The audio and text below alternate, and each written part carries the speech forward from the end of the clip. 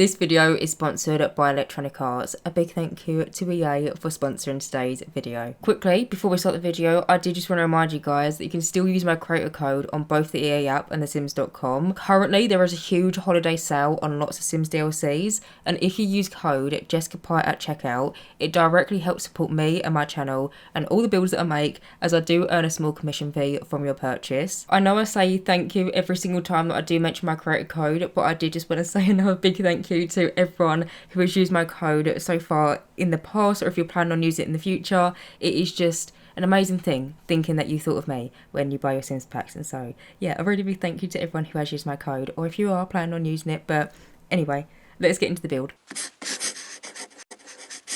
Hi guys, welcome back to my YouTube channel and welcome back to another Sims 4 speedrunning video, or welcome to the channel if you are new here. So in today's video I'm going to be building the world of Windenburg, which is the world that we got from the expansion pack The Sims 4 Get Together, and I'm going to be building a big Tudor family farm but using limited packs. So this house ends up having 4 bedrooms and 3.5 bathrooms, and it's built on a 40 by 30 lot. Now for this week's video, I'm doing a limited pack build.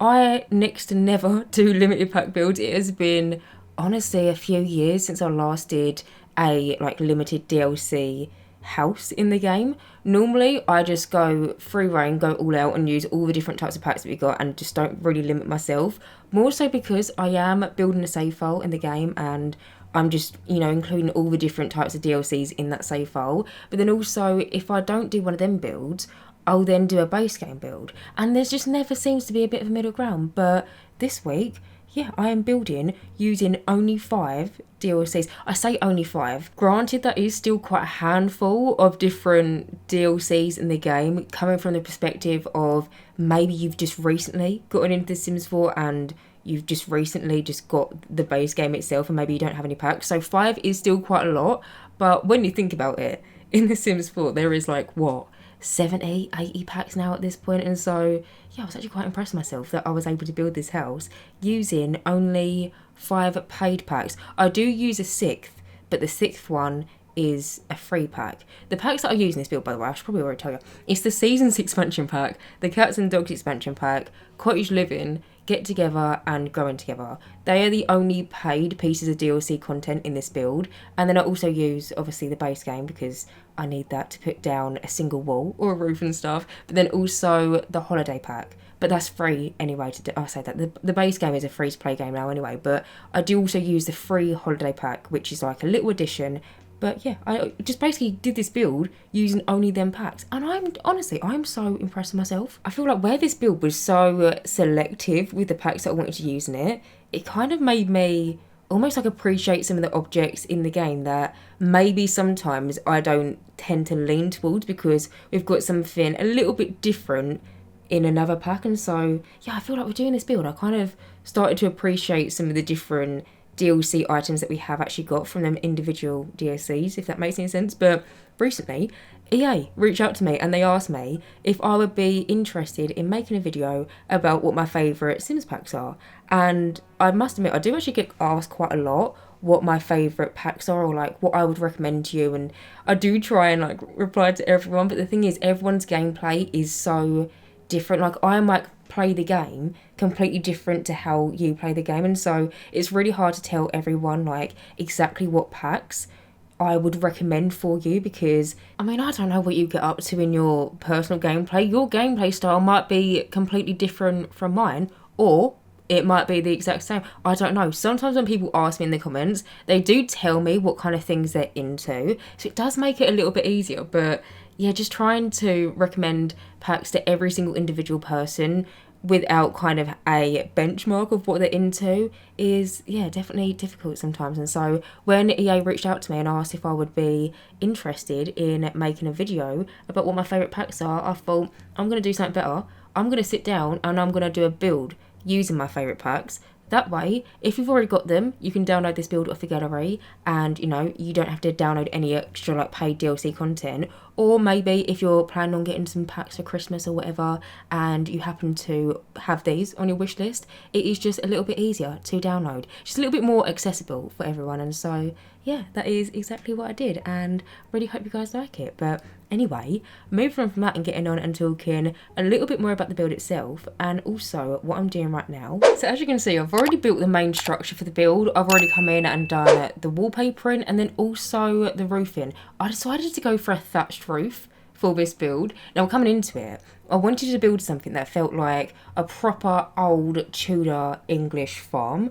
We do have the world of Henfield and Bagley, which I feel like is more English than the world of Windenburg, because the world of Henfield and Bagley is based off the Cotswolds in England. But for this build, I felt like having a Tudor build out in the countryside, yeah, would just be really lovely. I do want to mention, when I was building this, I was looking at a picture that I found on Pinterest. I'll find the picture for you, and I'll pop it up on the screen right now.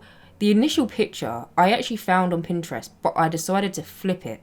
Like, so you see how the little bump out is on the right hand side where you've got that bit of like flower going up the building? Initially, that was on the left hand side, but I wanted to build the house to be kind of like in this way round, if that makes any sense. And so, yeah, I did initially find this picture on Pinterest, but I thought it would look better if I flipped it around. And something that I really liked about the picture was the roof line, how it's all a little bit kind of ickledy-pickledy, because you can see at the front where I've placed down at some of the trees and stuff, I have got some triangular roof pieces merged into some other triangular roof pieces, and it seems like a really bizarre thing to point out, but normally when I do roof lines, I like all of my roofs to match up nice and snug next to one another.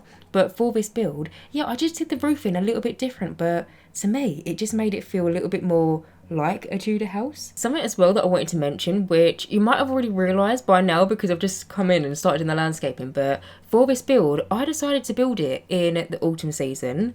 Now typically I don't really seem to build in any other season other than summer, or sometimes I might push the boat out and I might do like a snowy build in like the Christmas period or something. But normally I always just build in the summertime in the game.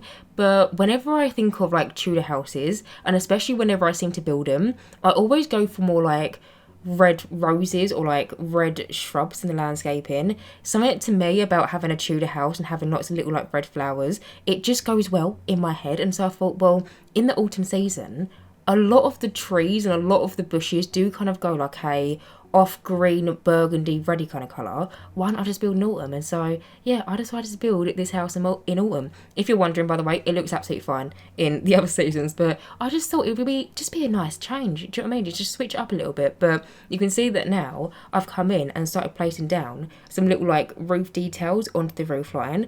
I'm in an R whether I was going to do this because, like I said, for this build I decided to make it so it's got a thatched roof.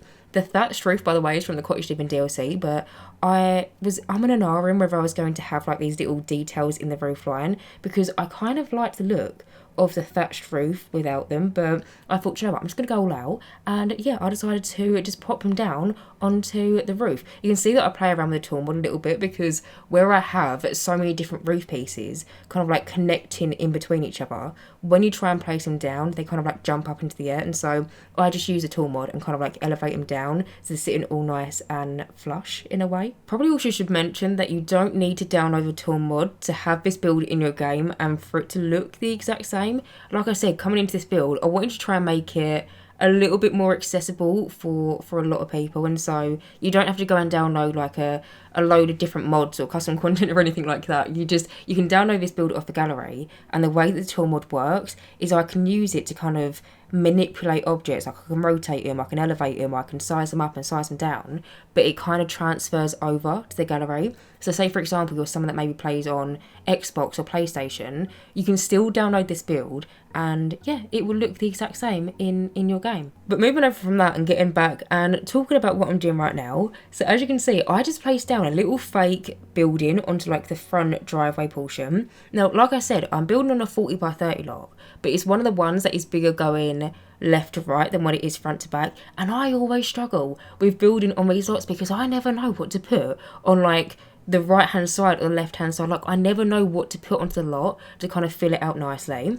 But when I was doing like the main structure for this build, you can see more so on the right hand side there's like a second front door. It's one of the like semi-curvy ones, and in there I must admit I had no clue what I was going to make into that room, and so I thought, well, instead of me building a garage onto the driveway, whatever I would put into the garage, I'll probably end up popping into that little extra room anyway. And so I thought, I'm just going to place down a fake building. The one that I've used is from the Cottage Living expansion pack, and you can find it in the live edit menu. But I really like it because with this one, you can see that the roof line is a little bit more slanted, and it just makes it feel a little bit more older, you know, like it's maybe been here for a while. Maybe the roof never used to be that way, and maybe over time it's kind of like sloped, and it's a Tudor building, do you know what I mean? Like, these are old, and so yeah, maybe it's just started to decay ever so slightly over time. But in that little extra building, the one that I was talking about, that's kind of got the second front door, I decided to make that into a vet clinic. Now initially, like I said, that wasn't the plan, and initially I was going to make that be kind of like a garage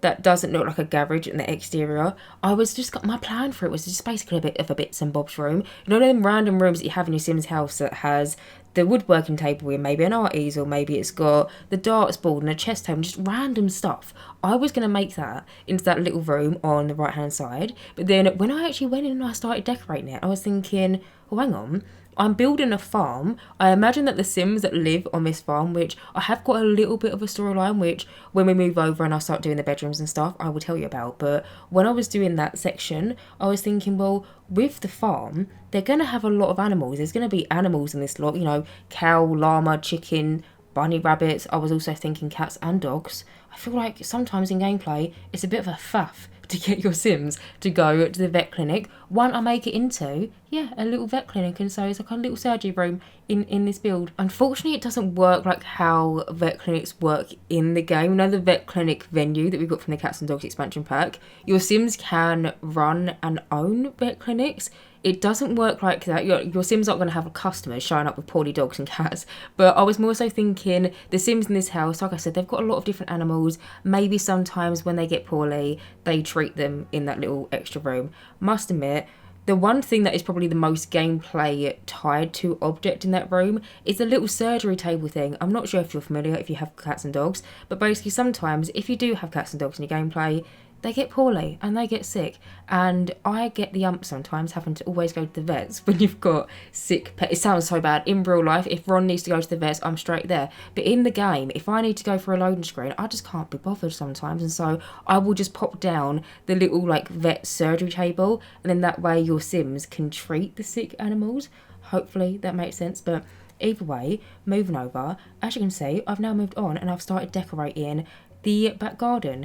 Over here I was trying to like work around with this fence because I really wanted to have some sort of like little fence going into a vegetable pack section, and so you'll see I kind of like merge in this gate to try and make it look like a little bit of a fence, and I merge it into some landscaping. But over here I placed down some vegetable patches so your Sims can do some gardening. They can grow either fruit and vegetables, or if they fancy maybe some oversized crops or something. You'll see in a second I do end up placing down some oversized crops into, you see the clump of 4 of them on kind of like more the left hand. Oh, I've now moved, but you see the clump of 4 planters together. I end up placing down some oversized crops in there, but then I leave the ones towards like the back wall empty. I also did that because you'll see shortly I end up placing down what I was thinking could be some sort of trellis, and I was thinking that maybe the plants would grow up it in gameplay. They don't, it's just purely for like decoration purposes, but I like that idea in my head, and so I was like, well, I want to leave them ones empty, so when it came around to playtesting this build I didn't have to delete them, if that makes any sense. But other than that, in this area I end up finding these little tiny base game debug signs, and I kind of like merge them into the planters. In my head I was thinking that it's a sign to say that, you know, this is going to be lettuce and I planted it on this day and it's going to be ready to harvest on this day or something. It went well in my head, and so yeah, I placed down these little signs. But other than that, for this section of the back garden, I'm going to come in and start placing down some animal sheds. I also do pop down a cow and a llama, and so if you download this build of the gallery, they might transfer over. Feel free to delete them. I'm also placing them down in the build when I was recording, just so I can kind of get a perspective of how much space I need to give each animal shed. But whilst I'm doing this, I feel like now is probably a really good time to move over and tell you a little bit more about my favourite Sims packs and why I rank them so highly. I do want to mention, and I will probably mention this again shortly as well, but this is just my opinion, by the way. Like, you might have a completely different top 5 favourite Sims packs. I would actually love to know what everyone else's Sims packs are, but I might have a completely different gameplay perspective as to how you like to play the game. There are so many different DLCs and paid content now available for The Sims 4. I must admit, it can be a little bit overwhelming sometimes, but for me, this is just how I like to play the game, and I kind of ranked my top 5 on replayability and how much they seem to blend into my everyday gameplay. But the first one that I want to talk about is the Seasons expansion pack. I feel like my first one is a little bit boring because I feel like a lot of people also say that Seasons is one of their favourite DLCs of The Sims 4. But I feel like people say it for a reason. Like, it is a really good DLC. It's one of them ones where now, if I didn't have it in my game, the game would just not feel complete to me, because The Sims 4 is a life simulation game, do you know what I mean? Like, it's meant to be a thing where you could play with life, and in real life, we have weather. Like, it rains. A lot of the time here, it's literally chucking it down outside where I'm currently speaking to, but it rains, it snows, there's sometimes sunshine, and not so much heat waves in the UK, but, you know, in other countries, the weather does change, and now, without playing with Seasons in my game, I just feel like the game would just feel so empty. I will say it's the only one in my top 5 that doesn't have a new world attached to it. All the other ones that I've ranked to be my favourite do have a world, but I don't really mind that Seasons didn't come with a world, just because to me, and I was someone that I experienced Seasons when it first came out, like I remember what it was to have like eternal sunshine and to have just an orange leaf in my game. Like, it was absolutely revolutionary, but I didn't actually mind that much, just because I had Seasons in my game now. We do also have a few different bits and bobs, like a few other like gameplay opportunities from the expansion pack. We have like the flower arranging table, we then also have like the beekeeping hut. I placed down both of them in this garden, and there is also the holidays and like the holiday traditions. So you could have Winterfest, you could have Love Day, you could have, if you fancy, a pretend Easter or Harvest Fest. Like, I just feel like in terms of realistic gameplay, yeah, it's definitely one of, in my opinion, the best ones. Again, this is just my opinion. You might not like Seasons, you might like the Eternal Sunshine, like you might like different things to what I like, but this is just how I like to play the game. I'm a realistic person when it comes around to gameplay, and so to me, to have a little bit of a thunderstorm or something, I like it in the game. Although I will say, I do get a little bit scared sometimes when the thunder hits the floor. But moving over and talking about my next one, which is the Growing Together DLC. Now, I feel like this is completely different in comparison to the overall look of the game to Seasons, because Growing Together doesn't have an obvious feature that is the main gameplay aspect of this pack. I feel like with Season, it's like, well, yeah, you've got rain and sunshine and thunderstorms and stuff, but with Growing Together, I feel like it's a pack that works more in the background rather than being in your face. So with the Growing Together DLC, there's multiple different, I don't want to say smaller details that kind of round it up to be a pack, because they're not small details. They actually can really have a big effect on your gameplay, but it's more of like the bits and bobs that kind of add it up to be an expansion pack.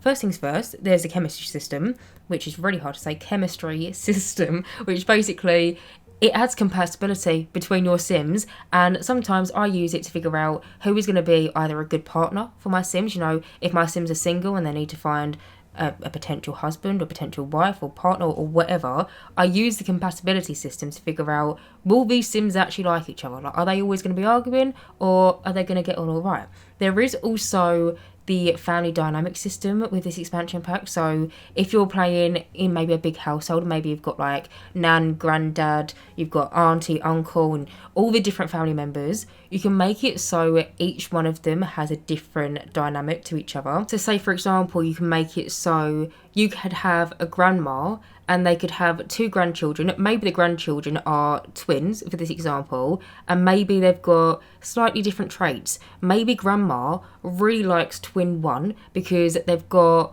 a close friendship and, you know, they got on really well, and maybe they've got really good compatibility. But then maybe the second twin, twin B, maybe they've got a few different traits that don't really align with grandma traits, and so their compatibility isn't going to be the best. But then also in gameplay, you can also set this in CAS, like straight from Create a Sim, but maybe they've got like a difficult or distant relationship, and so the way that Sims will kind of react to one another kind of depends on their family dynamic. I really hope I explained that well enough, but yeah, basically there is a chemistry system which can find your Sims potential partners or friends and basically tells you if they're going to get along or not, depending on their likes and dislikes and their traits and stuff. But then there is also the family dynamics that can only be with your Sims. Say, for example, their auntie or their uncle or their grandma or grandma. Like, the family dynamics is tied to the family, but the chemistry system is for everyone.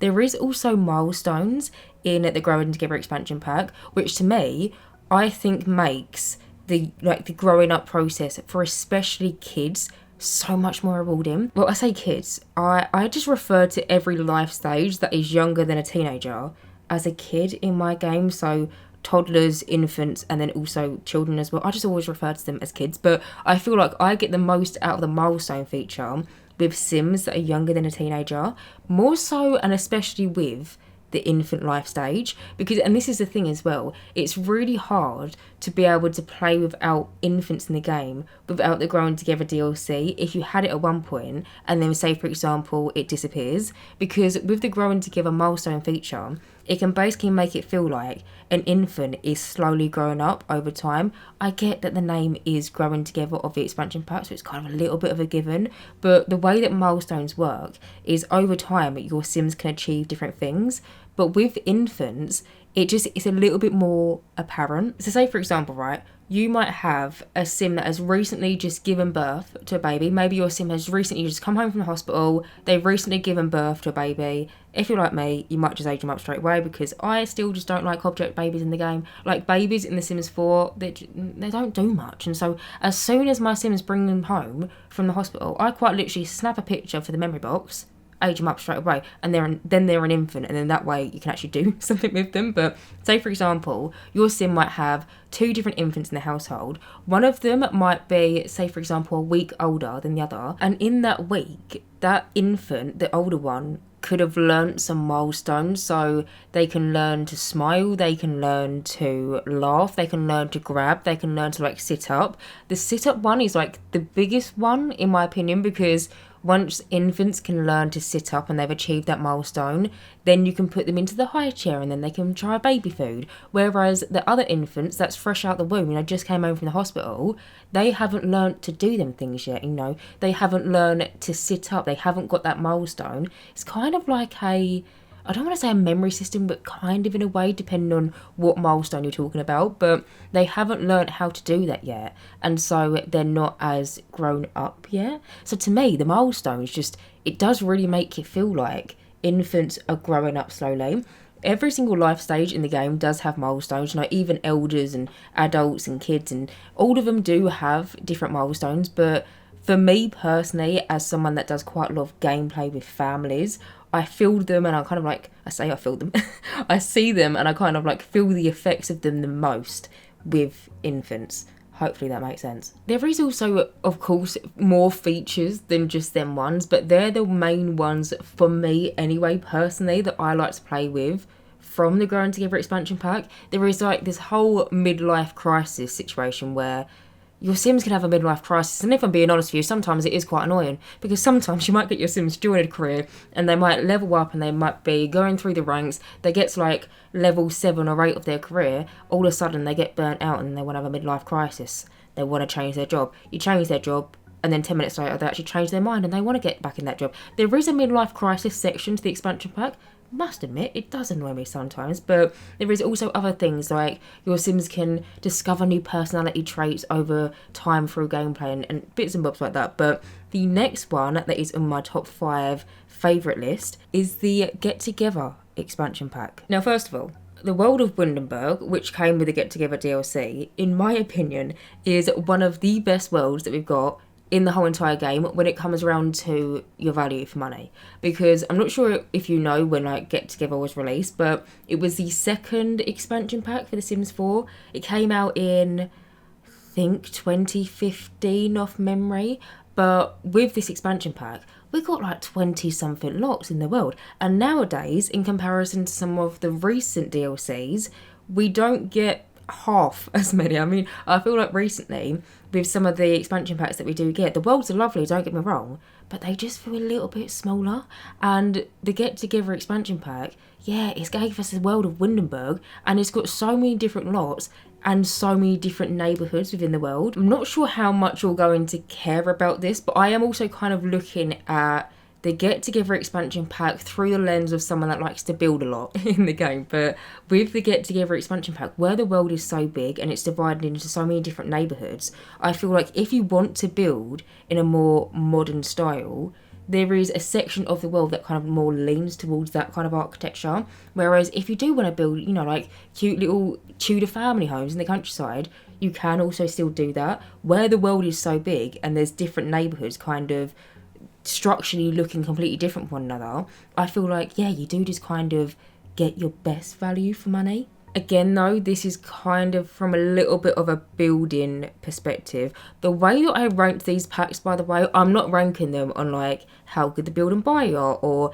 how big the worlds are and stuff like that. It does kind of play into it a little bit, but I'm also focusing on the gameplay aspects because I build a lot. Obviously I build for my videos, but I'm also someone that's just been playing The Sims 4 for 10 years. I played the game off camera for years before I even uploaded my first video. So I'm kind of doing this from a gameplay perspective. But yeah, no, I must admit, the world of Windenburg is a very lovely world to build in. But for the gameplay from the Get Together expansion pack, the main thing for me, and it's kind of like the main feature of the expansion pack, is the club system. I feel like, and again, this is just my opinion, you might have a completely different outlook on this in regards to how I look at it, but I feel like the club system just adds so much to the game. Do you know how handy it is having all of your Sims friends just be in one collective group and being able to, do you want to meet me at the park? Yeah, all right, then start club gathering. Or do you want to invite your family over? Do you want to have like maybe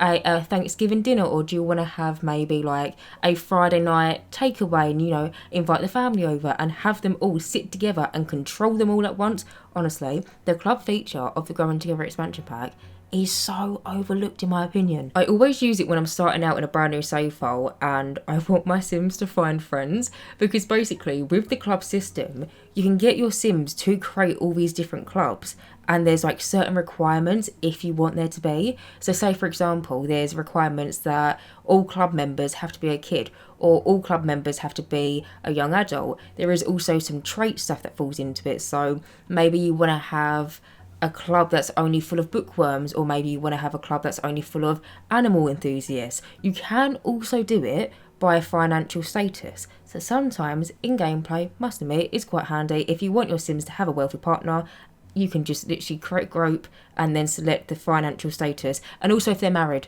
or not, depending on which one you want to filter through. But you can basically make different groups in the game, and then I use it to sometimes get my Sims to find friends in a brand new save file. But then coming from a different gameplay perspective, I also find myself using it a lot in like my current households. If you've been watching my channel for a little while, you might have heard me speak here and there about the super sim that I have, which if you're not familiar with what a super sim is, it's basically a sim that you try and get to achieve absolutely everything that the game has to offer. So I've had this sim, her name's Rosie. I've had her since she was literally object baby. I was playing with her parents off camera for about a year. They had a kid. I decided I'm going to do the super sim challenge, and you don't need to know all about this, but basically in this process of having this sim, I have basically got her to go through and find all these different friends, and using the club system I can kind of allocate her friends depending on where she found them in her life stage. So say for example I have two groups for her. I've got one which is called Childhood Pals, and it's all the kids that she grew up with. So, you know, all the kids that she used to go to the park with and maybe sometimes would come over for sleepovers and stuff. But then now she is in high school. I was about to say secondary school then, but it's the same thing, isn't it? But she's now in high school and she's got another club which is called Classmates. I must admit, like the names are a bit bad, I know, but it does what it says on the tin. But I basically have these different clubs, and say for example if I want her to go out one Saturday night and meet up with her childhood friends, I could just start a club gathering and all of the different members that were in that club previously would just arrive at the lot. Honestly, I feel like it's just so overlooked, and for gameplay it's just so handy. You can obviously use the club system for so many different types of clubs, like whatever you fancy really. I'm also use it for friendship groups, but for example, for my save file, I want there to be a book club. So a group of Sims that all like reading. Maybe they've all got the bookworm trait, or you could have a club for Sims that are really into the gym and working out and, you know, fitness and stuff. You could have a gym bros club, or if you want like a gardening club for your Sims that like gardening. Like, there is so many different possibilities with the club system. And also sometimes it's just really handy to have all of your Sims family members be in a club, so when they all meet up with each other, you can kind of easily just click start gathering. Nan's coming round, grandpa's coming round, I can also control them, I can tell them when to sit down, and like little stuff like that. It's just, for me, it's just really handy. But the next one on my favourite list is the Cats and Dogs expansion pack. Now, I will say this one and the next one, which I'll talk about shortly, are not so much game changers for everyone who plays The Sims, but for me, Cats and Dogs, it's got to be up there within my potentially top 3 favourite packs. I haven't done these in order, by the way. I've just done them in the way I'm saying them, really, but I haven't done them in order. But yeah, Cats and Dogs has got to be up there with my top 3 favourite packs, just because I love dogs. If you've been on my channel for a while, you've probably heard me say how much I love dogs. I am just a big dog person. If I could, I would just have 100 of them. I love dogs so dearly. And in the Sims 4 Cats and Dogs expansion pack, you can have a cat or a dog. More so a dog player, because I'm a dog girly, but cats are also an option if you fancy. Also, we did get the world of Brunston Bay with the Cats and Dogs expansion pack, which I love building that world. I love playing in that world. And also the build and buy for Cats and Dogs is just, all around, it's just one of my favourite packs. The main gameplay feature is the Cats and Dogs, and they're just nice, aren't they? They're just nice to have in a household. And especially sometimes when I start out and I do rags to riches, I like my Sims to either have a cat or a dog, because they're out on the streets, and sometimes Sims don't really want to talk to my Sims because they smell, they ain't got a shower. And so if I get them to have a pet, then they can kind of get up their social need. And also I just like the idea of your Sim's best friend being their dogs. But yeah, I just feel like with Cats and Dogs, it's not one that will impact everyone's gameplay all the time, but if you're someone that likes to play with animals in the game, I can't imagine my game without it at this point. And also, your Sims can own vets. You would have seen in this build downstairs, I made that little vet clinic. Your Sims, they can actually buy a lot and run that and have like clients come in and you can treat poorly animals. It's just, I love the Cats and Dogs expansion pack. But the last one of my top favourite packs in the whole entire game is the Cottage Living expansion pack. Kind of a similar vibe, like I said, with the Cats and Dogs one, because with Cottage Living, I feel like depending on what kind of gameplay you like, you may or may not like this DLC. But with Cottage Living, it's basically some sort of farming mechanic in the game. Now, for literal years, and I'm not being over the top when I say this, honestly, you could go back onto some of my previous videos before Cottage Living was even a thing, before we had it in our games, before the announcement. I had wished previously so much for some sort of farming situation in the game. And yeah, the Cottage Living expansion pack is pretty much just the Sims 4 farming. You can have cows, chickens, llamas, all of which you can earn a profit from. So you can either sell their eggs or their milk or their wool. But then also, as well as them animals, there is other animals in the world for your Sims to interact with. It did come with bunny rabbits, but the bunny rabbits, your Sims, they can't make a profit from them, but you also can't just buy a rabbit. You know, you can't just be like, yeah, I'm going to buy a rabbit and call it Peter. You kind of find them in the world. You can place down objects onto your lot, so then bunny rabbits will kind of like spawn in. And over time, if you interact with them and they like you, you can befriend the rabbits and they will eventually start to help you out with gardening. But yeah, the Cottage Living expansion pack just focuses on almost like living off the land. It did also introduce oversized crops in the game, which isn't a massive gameplay feature if you don't want it to be. It's basically, if your Sims want to, they can just grow massive pumpkins and massive mushrooms and aubergines, and there's all these different types of harvestables that you can grow. But then just depending on how your Sims interact with it and how well your Sims are at kind of like maintaining the plant's health, will kind of depend on how big it's going to be. And then from that, you can take them to the fair that is in the town. What's it called? Finchwick Fair. It's this little fair. It happens once a week, and sometimes it might be like a oversized crop competition. You kind of like enter in your produce, or sometimes there might be a competition for the best cow and you can enter your cow into the competition. Or sometimes there is also a pie competition and your Sims, if they're really good at baking, they could pop down on a little pie and enter a pie baking contest. Honestly, just talking about it makes me want to start a brand new save file and have some sort of like rags to riches sort of farmland, get my Sim to run around the world, find all these different harvestables to start off with, sell them, and then earn some money, buy a chicken, get the chicken to make some eggs, sell the... just the idea of it is just now making me want to just start a brand new save. I just love the Cottage Living expansion pack so much. But yeah, I love this DLC. I will say, I don't get every single Sims family I have to own a farm because...